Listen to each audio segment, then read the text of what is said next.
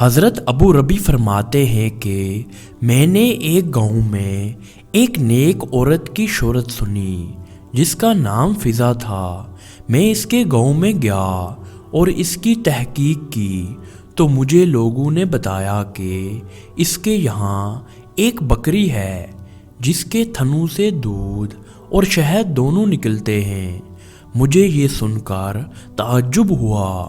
میں نے ایک نیا پیالہ خریدا اور اس کے گھر جا کر میں نے کہا کہ تمہاری بکری کے متعلق میں نے یہ شہرت سنی ہے کہ وہ دودھ اور شہد دیتی ہے، میں بھی اس کی برکت دیکھنا چاہتا ہوں۔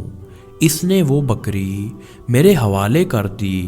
میں نے اس کا دودھ نکالا تو واقعی اس میں سے دودھ اور شہد نکلا۔ اس کے بعد میں نے پوچھا کہ یہ بکری کہاں سے تمہارے پاس آئی؟ کہنے لگی اس کا قصہ یہ ہے کہ ہم غریب ہیں، ایک بکری کے سوا ہمارے پاس کچھ نہ تھا، اسی پر ہمارا گزارا تھا۔ اتفاق سے بقرہ عید آ گئی۔ میرے خاوند نے کہا کہ ہمارے پاس کچھ اور تو ہے نہیں، یہ بکری ہمارے پاس ہے، لاؤ اسی کی قربانی کر لیں۔ میں نے کہا کہ ہمارے پاس گزارے کے لیے اس کے سوا تو کوئی چیز ہے نہیں، ایسی حالت میں قربانی کا حکم تو ہے نہیں، پھر کیا ضرورت ہے کہ ہم قربانی کریں؟ خاوند نے یہ بات مان لی اور قربانی ملتوی کر دی۔ اس کے بعد اتفاق سے اسی دن ہمارے یہاں ایک مہمان آ گیا تو میں نے خاوند سے کہا کہ مہمان کے اکرام کا تو حکم ہے، کوئی چیز تو ہے نہیں، اس بکری ہی کو ذبح کر لو۔ وہ اس بکری کو ذبح کرنے لگا۔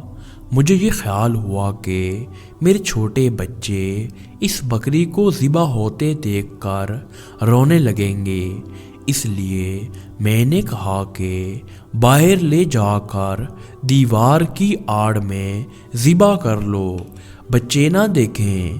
وہ باہر لے گئے اور جب اس پر چھری چلائی تو یہ بکری ہماری دیوار کے اوپر کھڑی تھی اور وہاں سے خود اتر کر مکان کے صحن میں آ گئی۔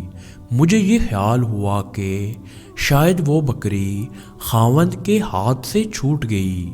میں اس کو دیکھنے باہر گئی تو خاوند اس بکری کی کھال کھینچ رہے تھے۔ میں نے ان سے کہا کیا ہوا؟ خاوند کہنے لگے کیا بعید ہے کہ اللہ تعالیٰ نے اس کا بدلہ ہمیں عطا فرمایا ہو۔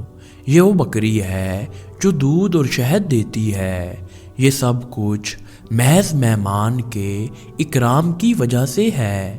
پھر وہ عورت کہنے لگی کہ ہے میرے بچوں، یہ بکری دلوں میں چرتی ہے، اگر تمہارے دل نیک رہیں گے تو اس کا دودھ بھی اچھا رہے گا، اور اگر تمہارے دل میں کھوٹ آ گیا تو اس کا دودھ بھی خراب ہو جائے گا۔ اپنے دلوں کو اچھا رکھو، ہر چیز تمہارے لیے اچھی بن جائے گی۔